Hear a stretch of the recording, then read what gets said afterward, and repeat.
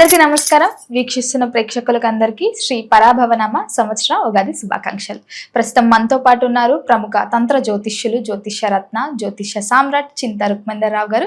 గురుగారితో మాట్లాడి ఈ సంవత్సరం ఎలా ఉందో తెలుసుకుందాం. గురుగారు నమస్కారం అండి. మాతృదేవోభవ, పితృదేవోభవ, ఆచార్య దేవోభవ. ఓం నమో మాందేశ్వరాయ నమః. అందరూ బాగుండాలి, అందరికీ మంచి జరగాలి. గురుగారు ముందుగా ఉగాది శుభాకాంక్షలు అండి. సంతోషం, మీకు ఉగాది శుభాకాంక్షలు. గురుగారు ముఖ్యంగా ఉగాది అంటేనే ప్రతి ఒక్కరు పంచాంగం చూసుకుంటుంటారు కదా, మరి ముఖ్యంగా ఈ నవగ్రహాల ప్రభావం ఈ ద్వాదశి రాశుల వారికి ఎలా ఉంటుందంటారు? ముఖ్యంగా చూసుకుంటే మేషరాశి వారికి ఈ సంవత్సరం ఎలా ఉంటుందంటారు గురుగారు? ఈ పరాభవనామ సంవత్సరం ఉగాది శుభాకాంక్షలు వీక్షిస్తున్న ప్రేక్షకులందరికీ, రెండు తెలుగు రాష్ట్ర ప్రజలందరికీ తెలియజేస్తూ, ఈ సంవత్సరం మేషరాశి వాళ్లకు ఎలా ఉందో మనం మాట్లాడుకునే ముందు, ఈ రాశి వాళ్లకు ఈ సంవత్సరం మనకు అంటే ప్రధాన గ్రహాలైనటువంటి రాహుకేతువు, శని, గురువుల యొక్క ప్రభావం ఎలా ఉంటుందనే దానిపైన బట్టి వీళ్ళ యొక్క సంవత్సర ఫలితాలు నిర్ధారించడం జరుగుతుంది. అంటే ముఖ్యంగా సంవత్సర ఫలితాలు అంటే మామూలుగా ఆదాయ వ్యయాలు, రాజ్యపూజ అవమానాలు చాలా ఇంట్రెస్ట్గా చూస్తూ ఉంటారు. ప్రతి ఒక్కరు అదే తెలుసుకోవాలనుకుంటారు. ఫస్ట్ ఎలా ఈ సంవత్సరం మనకు గౌరవం ఎంత లభిస్తుంది, అవమానం ఎలా జరుగుతుంది, ఆదాయం ఎంత వస్తుంది, మనకు ఎంత సంపాదిస్తే ఎంత ఖర్చు అవుతుంది, ఎంత మిగులుతుంది అనేటువంటి ఆసక్తికరమైన విషయం ఇది మనకు అనాదిగా ఉంది. ఇది ఉగాది పంచాంగ శ్రవణంలో చెప్పుకోవడం మన యొక్క సాంప్రదాయం, ఆనవాయితీ, ధర్మం కూడా. అలా తీసుకుంటే మేషరాశి వాళ్లకు ఆదాయం 11, వ్యయం 5, రాజ్యపూజ్యం 2, అవమానం 4. అంటే ఆదాయము 11 ఉంది, వ్యయం 5 ఉంది. అంటే బ్యాలెన్స్ వీళ్ళకి మిగులుబాటు ఆదాయం 6 ఉంది, అంటే వ్యయం 5 అవుతా ఉంది, 6 మిగులుతా ఉంది. అంటే వీళ్ళకి ఎఫర్ట్కి తగినటువంటి ఫలితం ఉంది. కష్టే ఫలి, ఎంత కష్టపడితే అంత ఫలితం. అంటే గతంలో ఒక పడిన కష్టము దాని యొక్క ఫలితం ఇప్పుడు అనుభవిస్తారు. అదే రాజ్యపూజ్యం 2, అవమానం 4 ఉంది. అంటే ఇద్దరి దగ్గర వీళ్ళు మంచిగా ఉంటే నలుగురి దగ్గర వీళ్ళు చెడ్డగా అనిపించుకుంటారని. దీంట్లో తప్పేం లేదు, ఎందుకంటే వీళ్ళకి మిగులుబాటు ఎక్కువ ఉన్నప్పుడు చెడ్డ వాళ్ళు ఎక్కువైపోతారు, అంతే కదా. ఎవరన్నా ఇప్పుడు జనాలు ఎట్లా ఉన్నారంటే, ఎవరన్నా మన కూడా ఉండే వాళ్ళు బాగుండాలని కోరుకున్న ఎంతమంది ఉన్నారు? చాలా తక్కువ ఉన్నారు ఇప్పట్లో. సడన్ గా ఎవరన్నా డెవలప్ అయ్యారంటే కుళ్ళుకుంటారు. కాబట్టి ఇది కూడా వీళ్ళకి ప్లస్సే. ఇక్కడ మిగిలిన రాజ్యపూజ అవమానం అంటే తనంటే గిట్టని వాళ్ళు ఎక్కువ అవుతున్నారంటే అభివృద్ధి చూసే వారం వాళ్ళ కలియుగ ధర్మం ప్రకారం ఉన్నారని అర్థము. కాబట్టి ఇది వీళ్ళు నెగిటివ్గా తీసుకోవాల్సిన అవసరం లేదు. కాబట్టి ప్రతి ఒక్కరికి వాళ్ళ ఎదుగుదలను చూసి ఈర్ష్యపడే వాళ్ళు, అనుకూల శత్రువులు, ప్రతికూల శత్రువులు, ప్రత్యక్ష శత్రువులు, పరోక్ష శత్రువులు, రహస్య శత్రువులు ఉంటారు. వీళ్ళ యొక్క వాల్యూమ్ ఎప్పుడు పెరుగుతుందంటే ఎప్పుడైతే వీళ్ళు డెవలప్ అవుతారో అప్పుడే పెరుగుతుంది. కానీ వాళ్ళ యొక్క వాల్యూమ్ ఒకవేళ అభినందించినా కానీ ఇక్కడి నుంచి అభినందిస్తారు, ఇక్కడి నుంచి కాదు, మనస్ఫూర్తిగా రాదు. కాబట్టి ఇక్కడ తీయటి పదార్థం పెట్టుకుని ఇక్కడ విషయం పెట్టుకుని మాట్లాడే వాళ్ళు ఎక్కువ ఉంటారు సమాజంలో. నోటి మీద తీపు, కడుపులో విషయం పెట్టుకొని మాట్లాడే వాళ్ళు ఉంటారు అనమాట. అది మనం తెలిసినా చూసి చూడట్టు పోవాల్సిందే. వాళ్ళు అభివృద్ధి చెందితే ఎవరు ఉన్నారు? అందరూ అభివృద్ధి చెందాల్సిందే. కాబట్టి వీళ్ళకు ఆదాయ వ్యయాలు, రాజ్యపూజ అవమానాలు చాలా చక్కగా ఉన్నాయి. అదేవిధంగా వీళ్ళకు ఈ మేషరాశి వాళ్ళకు ప్రధాన గ్రహాలైనటువంటి శనేశ్వరుడు వీళ్ళకు మీనరాశిలో 1000 స్థానంలో సంచరిస్తున్నాడు. ఆ మీనరాశిలో సంచరిస్తున్న శనేశ్వరుడు వీళ్ళకు జూలై 26 తర్వాత వక్రగతి పొందుతున్నాడు. జూలై 26 వరకు సవ్య దిశలో వెళ్తూ వెనక్కి రివర్స్ అవుతాడు. అదేవిధంగా జూన్ 1 నుంచి గురువు కర్కాటక రాశిలోకి రాశి మార్పు చెందుతున్నాడు. డిసెంబర్ 6 నుంచి రాహుకేతువులు 9, 10, 4 స్థానాలకు వస్తారు. రాహు 10వ ఇంటికి వస్తాడు, కేతు 4వ స్థానానికి వస్తాడు. అంటే ప్రధాన గ్రహాల మార్పు ఇవి. ఇక తక్కిన గ్రహాలైనటువంటి రవి, కుజ, బుధ, శుక్ర గ్రహాలు, రవి గ్రహం మే 14 నుంచి సెప్టెంబర్ 17 వరకు సింహరాశి మొదలు మేషం నుంచి సింహరాశి వరకు సంచరిస్తాడు. అంటే మే 14 నుండి మేషంలో నుంచి సెప్టెంబర్ 17 వరకు సింహరాశి వరకు ప్రయాణిస్తాడు. అంటే వీళ్ళ రాశిలో నుంచి సింహం వరకు ప్రయాణిస్తాడు. అంటే ప్రథమార్థం 6 months. మనము సంవత్సరాన్ని 2 భాగాలు చేసుకుంటే ప్రథమార్థం, ద్వితీయార్థం అనేది ప్రధానంగా మనం చెప్దాం. ఒక క్లారిటీ వస్తుంది, పార్ట్ 1, పార్ట్ 2 అన్నట్లు. కాబట్టి ఈ ప్రథమార్థంలో రవిగ్రహము మే 14 నుంచి సెప్టెంబర్ 17 వరకు మేషం నుంచి సింహం వరకు ప్రయాణిస్తాడు. అదే కుజుడు వచ్చేకాడికి ఏప్రిల్ 2వ తారీఖు నుంచి, అంటే ఏప్రిల్ 2 నుంచి ఆగస్టు వరకు ఈయన, అంటే ఏప్రిల్ నుంచి మనకు అంటే మిథునం వరకు ప్రయాణిస్తాడు.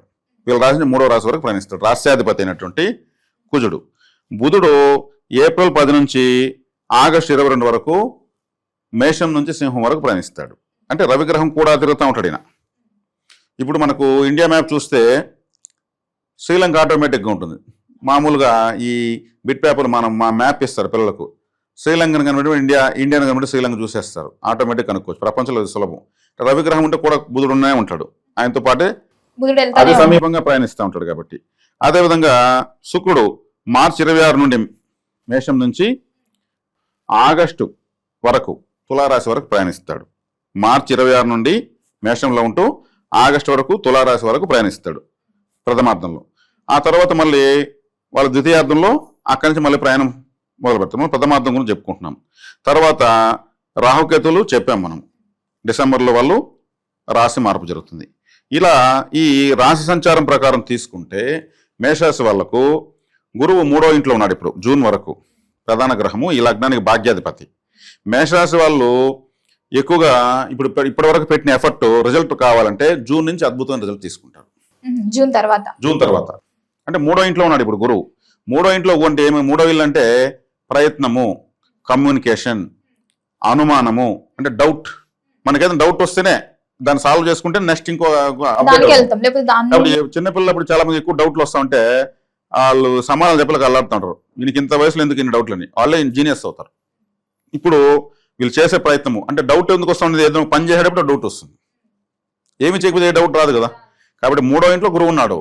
వీళ్ళు ఇప్పుడు పెడుతున్నటువంటి ప్రయత్నము, వీళ్ళు కమ్యూనికేట్ అవుతున్నట్టు వీళ్ళ యొక్క జీవితము, జూన్ నుంచి రిజల్ట్స్. ఈ డౌట్స్ అనే రూట్స్, జూన్ తర్వాత వచ్చే రిజల్ట్స్ ఫ్రూట్స్. అంటే వేర్లు బలంగా ఉంటేనే చెట్టుకి పైన ఫలితాలు వస్తాయి. కాబట్టి వీళ్ళ యొక్క కష్టం ఎక్కడికి పోదు. గురువు ఉచ్చ స్థితిలోకి వస్తున్నాడు, అంటే 4వ ఇంట్లో ఉచ్చ స్థితికి వస్తున్నాడు. అంటే 4వ ఇల్లు ఏది, కర్కాటక రాశి, మాతృస్థానము. అంటే వీళ్ళ స్వగ్రామంలో కీర్తి ప్రతిష్టలు పెరుగుతాయి. అబ్బా వీడు ఇన్ని రోజులు ఎక్కడో వెళ్ళాడు, ఏదో చేశాడు, మొత్తం పైన బాగా సెటిల్ అయ్యాడు. భూ గృహ వాహన యోగము, వస్త్రాలంకార భూషణము, అంటే నగలు, నాణ్యాలు, ఆర్నమెంట్స్, మంచి వాచ్, మంచి మొబైలు. ఇవన్నీ కూడా ఇప్పుడు మొబైల్ కూడా ఎంత ఎక్కువ కాస్ట్లో ఉంటే అంత స్టేటస్ తెలియజేస్తుంది. మంచి మొబైల్, అప్డేటెడ్ మొబైల్ తీస్తారు. ఇట్లంతా ఉంటుంది అనమాట. డబ్బులు వచ్చినాక అదే స్థాయిలో తీసుకోగలదు. గురువు ధనకారకుడు, ఆయన ఉచ్చ స్థితిలోకి వెళ్తున్నాడు. ధనకారకుడు అన్నప్పుడు ఏముంది, డబ్బులు ఇస్తాడు. 4వ ఇల్లు సహజంగా గోచారంలో గురువు 4 గంట ఉంటే ఫలితము పెద్దగా ఇవ్వడు అని అంటుంటారు. కానీ ఈ రాశికి భాగ్యాధిపతి, కోణాధిపతి కేంద్రం పడుతున్నాడు. కాబట్టి 4వ ఇల్లు ఏం చేస్తుంది, సొంత ఊరు తెలియజేస్తుంది, బంధువులు తెలియజేస్తుంది, సొంత ఇల్లు తెలియజేస్తుంది, వాహనము, మంచి పేరు అన్ని ఆటోమేటిక్గా వస్తాయి.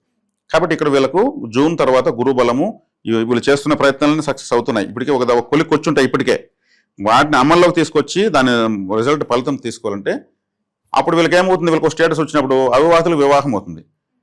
ఆ అమ్మాయి బాగా చదువుకునింది, మంచి జాబ్ వచ్చింది, మంచి కంపెనీలు వచ్చింది, స్టార్టింగ్ శాలరీనే ఎంత ఉంది, అమ్మాయికి కంపెనీ కార్ ప్రొవైడ్ చేసింది, ఇట్లాంటివన్నీ చూస్తారు.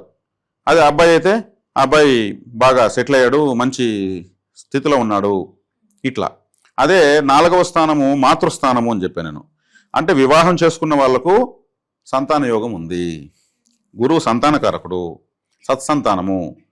గురువు బలంగా ఉన్నప్పుడు పుట్టిన పిల్లలు మంచి యోగ జాతకులు పుడతారు.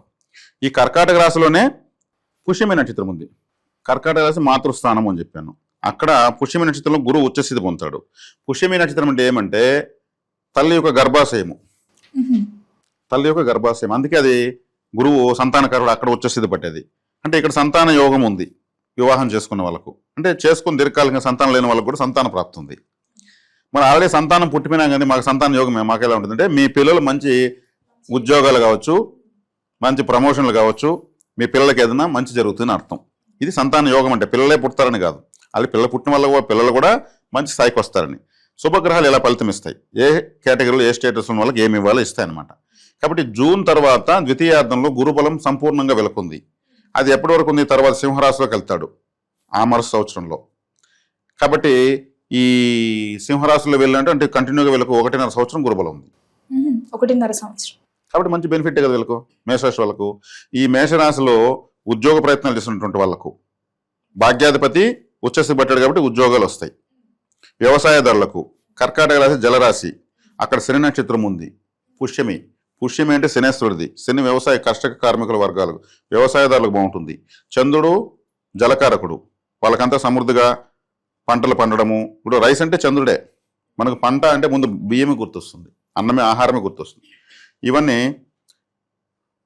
బాగా ఉంటాయన్నమాట. అదేవిధంగా ఇక తీసుకుంటే రాజకీయ నాయకులకు ద్వితీయార్థం బాగుంటుంది. ద్వితీయార్థం ఎందుకు బాగుంటుందంటే మేషరాశికి 10వ ఇంట్లోకి రాహువు, 4వ ఇంట్లోకి కేతు వస్తున్నారు. పదవీలు అంటే రాజ్యము అంటే రాజకీయ వ్యవహారము అంటే ఒక పదవి అని అర్థం. పదవస్థానం అంటే ఒక పదవి. అక్కడ రాహు వీళ్ళంటే కంపల్సరీ పదవినిస్తాడు.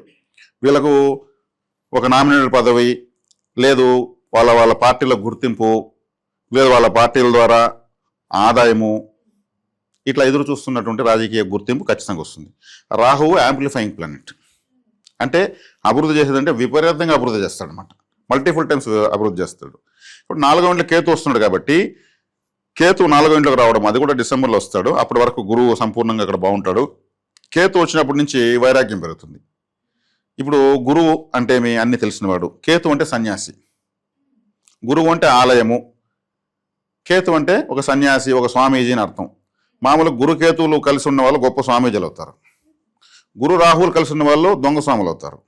దీనిలో మంచి స్వాములు, దొంగ స్వాములు. ఈ రాహువు కలిసి గురువుతో ఉంటే గురువు రాహువు దొంగ స్వాములు ఉంటారు కదా. కొంతమంది స్వామీజీలు పట్టుబడుతూ ఉంటారు రకరకాల అనైతికమైన పనులు చేస్తూ.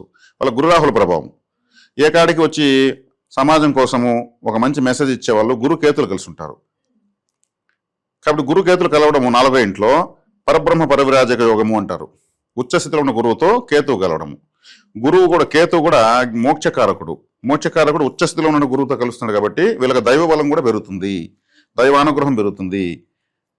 ఎక్కడన్నా ఒక హిందూ ఆలయం కానీ, చర్చ్ కానీ, మసీదు కానీ, పూజా స్టోర్ కానీ, యోగా సెంటర్ కానీ, ఏదైనా ఆరాధన విషయాలు ఉన్న చోట గురువు బలం ఉంటేనే ఆడ కట్టబడుతుంది. ఇది కాబట్టి మేషరాశి వాళ్లకు చక్కగా గురుబలం బాగుంది, రాహుబలం బాగుంది. కేతు 4వ ఇంటికి వచ్చిన గురువుతో కలుస్తున్నాడు. ఇక శనేశ్వరుని తీసుకుంటే ఆయన జూలై నుంచి వక్ర స్థితిలోకి వస్తున్నాడు. ఈ వక్రంలోకి వచ్చినప్పుడు వెనక్కి వెళ్తాడు. ఏలాంటి ప్రభావం వీక్ అయిపోతుంది అంతే. తను కుంభం వైపు వెళ్తున్నాడు. ఇక్కడ మేషరాశులు మర్చిపోయేసి కుంభరాశులను ఎదుక్కుంటూ వెళ్తున్నాడు. అప్పుడు ఏలాంటి ప్రభావం ఉండదు. కానీ అప్పటి వరకు జూలై వరకు ఉంటుందా అంటే ఆయన ఉన్నా కానీ వ్యయ స్థానంలో నష్టంలో ఉన్నాడు. అంటే నిద్ర ఉండదు వీళ్ళకు, నిద్రా సౌఖ్యం ఉండదు. 12వ స్థానం అంటే మన బెడ్రూమ్, మనం పడుకుని పోయి నిద్రపోయే బెడ్రూమ్ అన్నప్పుడు ఏమి మనం పడుకుని నిద్రపోవాలి కదా, ఓసైగా వస్తుంది నిద్ర, అది కూడా రాకుండా ఉంటుంది పాపం. ఆలోచనలు. ఈ మధ్యకాలంలో ఆలోచనలు లేకపోయినా మొబైల్ ఫోన్కి అడిక్ట్ అయిపోయి 12 తెలియడం లేదు.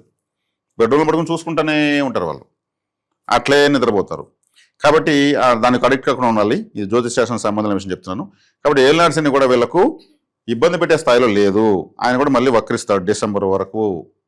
కాబట్టి ఆయన అన్కంఫర్ట్గా ఉన్నాడు. కాబట్టి ఏలినాడ్స్ని అనేది విషయాన్ని పరిగణలోకి తీసుకోకూడదు. కాబట్టి ఈ గ్రహాలు ఇప్పుడు నేను చెప్పాను కదా, రవి, శుక్ర, ఈ గ్రహాలని కూడా ఈ ప్రధాన గ్రహాలను అనుసరించుకుని ఫలితాలు ఇస్తాయి. కాబట్టి మహిళలకు, విద్యార్థులు 4వ ఇంట్లో విద్యాస్థానంలోకి గురువు వెళ్తున్నాడు. కాబట్టి వీళ్ళు పోటీ పరీక్షల్లో నెగ్గచ్చు. 3వ ఇంట్లో కూడా గురువు ఉన్నాడు. 3వ ఇల్లు అంటేనే కమ్యూనికేషన్, అంటే పోటీ పడడము, సామర్థ్యము, తెలుసుకోవడం డౌట్లు రావడము, ఇదంతా ఉందన్నమాట. 3వ స్థానం మామూలుగా అది మంచి స్థానం కాదు, కేంద్రము కాదు, కోణము కాదు అంటారు. కానీ అక్కడ శుభగ్రహం ఉంటే చేసే ప్రయత్నాలు ఎఫర్ట్ బాగా పెడతారని అర్థం. ఇప్పుడు ఎగ్జామ్ ఎప్పుడో ఉంటుంది సంవత్సరం తర్వాత, ఇప్పుడు పెట్టాల్సినంత ప్రయత్నమే కదా, ప్రాక్టీసే కదా. ఈ ప్రాక్టీసు ఎగ్జామ్లో మంచి రిజల్ట్ ఇస్తుంది. ఇప్పుడు గురువు అట్లే ఇస్తాడు ఫలితం. కాబట్టి గ్రహాలు ఎక్కడన్నా ఉన్నాయి అక్కడ ఒక శుభం కూడా ఉంటుంది. 8వ స్థానమైనా అక్కడ ఒక శుభం ఉంటుంది. ఆ 8వ స్థానానికి కావాలని ఎఫర్ట్ పెట్టించి వాళ్ళకు మళ్ళీ రిజల్ట్ ఇస్తుంది. ఇలా ప్రయత్నించిన అలా ఏదీ కాదు, గ్రహాలు కూడా అలాగే ఇస్తాయి.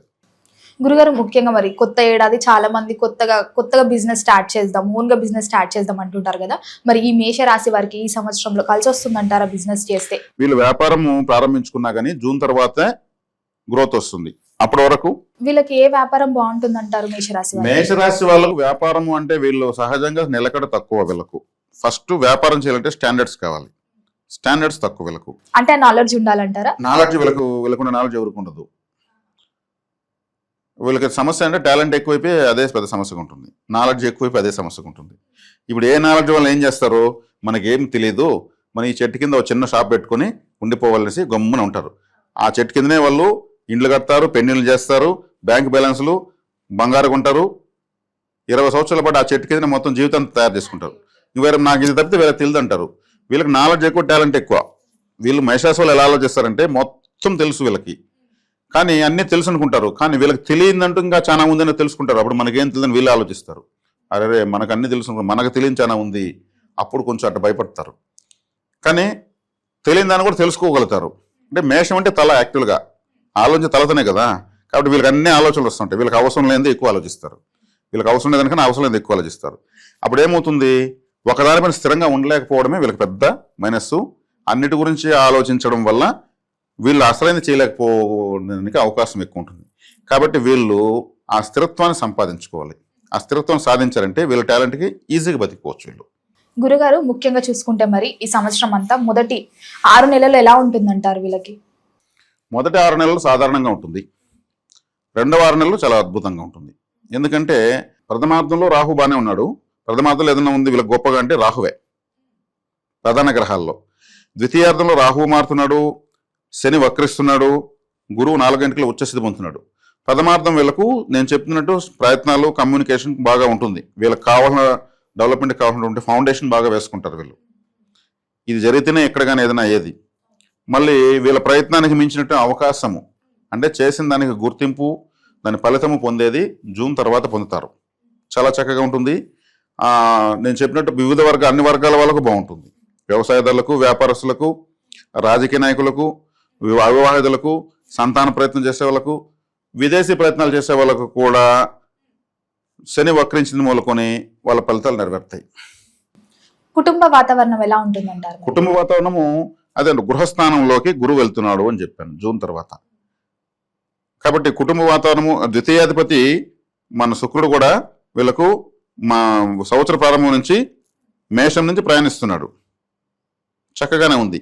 శుక్రుడు వీలైనంత ఎక్కువగా ఈ శుభ ఫలితాలు ఇచ్చేదానికి ఎక్కువ అవకాశం ఉంటుంది. ఎందుకంటే ఆయన 12వ స్థానంలో, వ్యయ స్థానంలో శుభ ఫలితాలు ఇచ్చేది శుక్రుడు, రాహువే. ఎవరికైనా 12వ ఇంట్లో గ్రహం ఉంటే యోగించదు, కానీ 12వ ఇంట్లో శుక్రుడు ఉంటే యోగిస్తాడు, రాహు ఉంటే యోగిస్తాడు. అది వీళ్ళ ప్రత్యేకత. అది తర్వాత మనం వేరే విశ్లేషణ మాట్లాడుకోవచ్చు. కాబట్టి ఆయన ఫలితాలు ఇవ్వని స్థానాలు కొన్నే, ఫలితాలు ఇచ్చే స్థానాలు ఎక్కువ. కాబట్టి వీళ్ళకు కుటుంబ స్థానాధిపతి శుక్రుడు మంచి రాశుల్లోనే సంచరిస్తున్నాడు.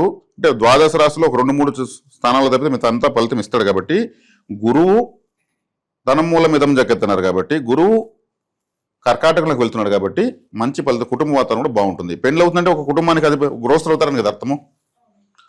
పెళ్లి కాకపోతే ఒక వయసుకు వచ్చినాక అదొక పెద్ద మైనస్సు. పెండ్లి అయినాక పిల్లలు పుట్టకపోతే అదొక మైనస్సు. పెండ్లి అయ్యి పిల్లలు పుట్టి సంపాదించకపోతే అదొక మైనస్సు. అంటే భార్య పిల్లలు పోషించలేకపోతున్నారు అనేసి ఇట్లా స్టెప్ బై స్టెప్ ఉంటాయి. ఇప్పుడు చిన్నపిల్లలకి చదువు బాగుంటే చాలు, ఒక యుక్త వయసు వచ్చిన అబ్బాయికి సంపాదన బాగుంటే చాలు, అదే ఒక పెండ్లైన స్త్రీకి భర్త బాగుంటే చాలు, ముసలి వాళ్ళకు ఓపుకుంటే చాలు. ఆ స్టేజెస్ పోయి ఉంటాయి. మళ్ళీ వాళ్ళ ప్రపంచంతో జయించేయచ్చు. కాబట్టి ఏ వయసులో ఉండాల్సిన సౌకర్యం ఆ వయసులో అన్ని కలుగుతూ వస్తే అది అదృష్టకరమైన జీవితం అవుతుంది. కాబట్టి ఈ మేషరాశి వాళ్ళకు ఈ సంవత్సరం వీళ్ళకు గృహ వాతావరణము, వివాహము, సంతానము, సంతాన అభివృద్ధి, విదేశీ ప్రయాణాలు అన్నీ కూడా బాగున్నాయి. మరీ ముఖ్యంగా శనిగ్రహం వక్రిస్తుందని చెప్పాను నేను. వ్యక్తిగత జాతకంలో వీళ్ళు పుట్టినప్పుడు శని వక్రంలో ఉంటారు కొంతమందికి, అప్పుడు వక్రంలో పుడతారు. వాళ్ళకి ఇప్పుడు బాగుంటుంది ద్వితీయార్థంలో. ఎందుకంటే శని వాళ్ళు పుట్టినప్పుడు ఎలా ఉన్నాడో అలా వస్తున్నాడు. కాబట్టి శని వక్రించినప్పుడంతా వాళ్ళకు మంచి జరుగుతూ ఉంటుంది. ఇప్పుడు వ్యయస్థానంలో ఉన్నాడు కాబట్టి శని ఏమవుతున్నాడు, నష్టంలో ఉన్నాడు. కాబట్టి తను తీవ్రంగా బాధ పెట్టలేడు. కాబట్టి ఒక నిద్ర సౌఖ్యం మాత్రం ఉండదు. ఇలా ఉంటుంది. గురుగారు, ముఖ్యంగా మరి గృహయోగం, వాహన యోగం ఉందంటారా ఈ సంవత్సరంలో? ఖచ్చితంగా ఉంది. ఇప్పుడు చెప్పాను కదా, ఇంతసేపు గృహయోగం ఉంది, వాహన యోగం ఉంది, విద్యాయోగం ఉంది. వీళ్ళకు స్టేటస్ అయినట్టు ప్రూవ్ చేసుకోగలుగుతారు. ఆరోగ్యపరంగా ఎలా ఉంటుందంటారు? మరి ఎలాంటి జాగ్రత్తలు తీసుకోవచ్చు అంటారు? ఆరోగ్యపరంగా తీసుకుంటే వీళ్ళకు సూర్యుడు ఆరోగ్యం భాస్కర తెచ్చదు. వ్యక్తిగతంగానే వీళ్ళు జనాలకు స్ట్రెంగ్త్ ఎక్కువ ఉంటుంది వీళ్ళకు. బై బర్త్ మేషరాశి వాళ్ళకు స్ట్రెంగ్త్ ఎక్కువ. సూర్య నమస్కారాలు ఎక్కువ చేయాలి. అంటే 5వ ఇంటి వాడు సూర్యుడు. అదేవిధంగా 5వ ఇల్లు అంటేనే కులదేవత ఆరాధన చేసుకోవాలి, వారి కులదేవత కంపల్సరీ ఆరాధించుకోవాలి. కాబట్టి సూర్యుడు ఉన్నప్పుడు వీళ్ళకు మేషం అంటేనే మేషరాశిలో సూర్యుడు వచ్చేస్తే పొందుతాడు. సూర్యుడు అంటే మీ గ్రహరాజు కాబట్టి ధీమా ఎక్కువ. నాకన్నీ తెలుసు, నాకన్నీ నేను చేయగలుగుతాను అనుకున్న ధీమా ఎక్కువ సూర్యుడికి. వీళ్ళకి ఆ ధీమా కూడా ఒక్కోసారి దెబ్బతీస్తుంది, ఒకసారి చాలాసార్లు దెబ్బతీస్తుంది. కాబట్టి ఆరోగ్యం ఆటోమేటిక్ వీళ్ళకి బాగుంటుంది. అంటే ఆ ధీమా ఉండకూడదు అంటారా? ఉండకూడదు, కానీ అది మనం చెప్పినా వీళ్ళు దాన్ని పోగొట్టుకోలేరు. అది వీళ్ళ సహజ లక్షణం. గురుగారు, మరి ముఖ్యంగా మేషరాశిలో స్త్రీలు ఉంటారు, పురుషులు ఉంటారు. మరి ఈ సంవత్సరం స్త్రీలకు ఎలా ఉందంటారు, పురుషులకు ఎలా ఉందంటారు? స్త్రీలకు తీసుకుంటే, స్త్రీలకైనా పురుషులకైనా నేను చెప్పిన గ్రహస్థితి సమానమే. 4వ ఇంట్లో గురువు రావడము, ఈ ఆదాయ వ్యయాలు, రాజ్యపు జవమానాలు ఇవన్నీ సమానమే. కాబట్టి ఈ రాశిలో ఉన్న స్త్రీలకు వివాహ విషయము, ఇప్పుడు లేట్ మ్యారేజ్ అంటే అది మైనస్ అయినట్టే కదా, అలా వాళ్ళు డిగ్రేడ్ అయిపోతున్నట్టే కదా. అదే ఇప్పుడు ఉదాహరణకు ఈ రాశిలో పుట్టి పురుషులు కానీ స్త్రీలు కానీ వివాహము అయ్యి వాళ్ళకు విడాకులు అయ్యి రెండో వివాహం ప్రయత్నిస్తూ ఉంటారు. అన్ని రాశుల్లోనే ఉంటారు. వాళ్ళకు కూడా మళ్ళీ పెళ్ళిళ్ళు అవుతాయి. ఎందుకంటే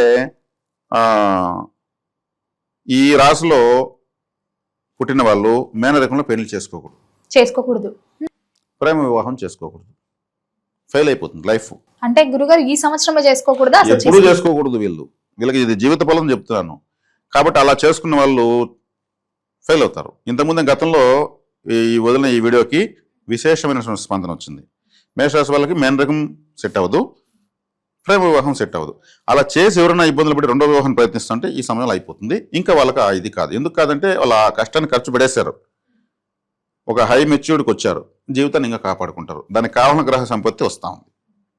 ఇది గురుగారు, మరి ముఖ్యంగా చూసుకుంటే ఈ సంవత్సరం అంతా ఏ దైవాన్ని పూజించమంట, ఎలాంటి పరిహారాలు చేసుకోవచ్చు అంటారు? మామూలుగా ప్రతి రాశి వాళ్ళు తమ రాశికి 2వ రాశిని బలపరచాలి. 2వ రాశి అంటే క్యాష్, అంటే డబ్బులు ఉంటే అన్నీ ఉంటాయని అంటారు. కాబట్టి వృషభ రాశి 2వ రాశి. వృషభ రాశి అంటే ఒక ఎద్దు, ఒక పశువు, గోసేవ అధికంగా చేయొచ్చు. శుక్రుడు అధిపతి వృషభ రాశికి. శుక్రుడు స్త్రీ కారకుడు, స్త్రీ దేవత ఆరాధన. ఎవరిని చేయాలి ఆరాధన? లక్ష్మీదేవి ఆరాధన. లక్ష్మీదేవి ఆరాధన చేయాలంటే అమ్మవారు ఎక్కడున్నారు? తిరుచానూరు పద్మావతి అమ్మవారానికి ఎక్కువ వెళ్ళొచ్చు. శ్రీరంగం, తమిళనాడు శ్రీరంగం వెళ్ళొచ్చు. తమ సమీపంలో దగ్గర అమ్మవారి ఆలయం ఉంటే లక్ష్మీదేవి ఆలయానికి వెళ్ళొచ్చు. తరచూ వెళ్తున్న ప్రతి శుక్రవారం వెళ్ళాలి. ఇలా వెళ్తా ఉంటే వీళ్ళకు ఇంకా బాగుంటుంది. గ్రహాలకు అనుకూలంగా వస్తున్నాయి. వీళ్ళు జీవిత పర్యంతము 2వ రాశిని బలపరచాలంటే గోసేవ, లక్ష్మీదేవి ఆరాధన, కనకదార స్తోత్రం ప్రతిరోజు వినొచ్చు. సమీపంలో ఉన్నటువంటి లక్ష్మీదేవి ఆలయానికి వెళ్ళి రావచ్చు శుక్రవారం రోజు మరీ ముఖ్యంగా. ఇలా వెళ్తా ఉంటే ఫైనాన్షియల్గా అడ్జస్ట్మెంట్లు ఇంకా అభివృద్ధి కూడా బాగుంటుంది. గురుగారు, మొత్తం మీద మాకు తెలియని ఎన్నో విషయాలు తెలియజేసినందుకు ధన్యవాదాలు.